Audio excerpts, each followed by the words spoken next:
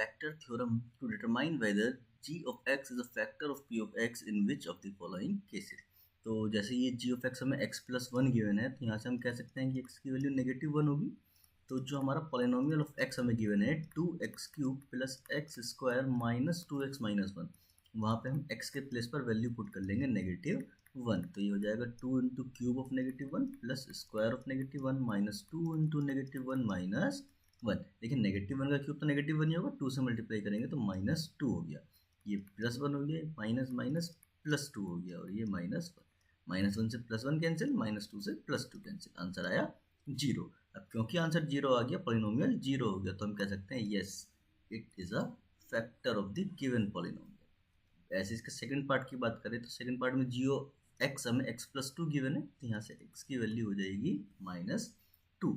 तो हमें polynomial of x given है यहाँ पर x³ + 3x² + 3x + 1, और x की वैल्यू हमें मिली है -2। तो ये हो जाएगा क्यूब ऑफ -2 + 3 × स्क्वायर ऑफ -2 + 3 × -2 + 1। देखिए -2 का क्यूब क्या हो जाएगा, -8 प्लस -2 का स्क्वायर 4 एंड 4 3 12, 3 × -2 -6 -1, 8 और 6 कितना हो जाएगा -14। 12 में से 1 गया तो बचेगा 13। इसका आंसर आया हमारा -1 which is not equals to 0। इसका मतलब ये इसका फैक्टर नहीं है, g of x is not the factor of p of x।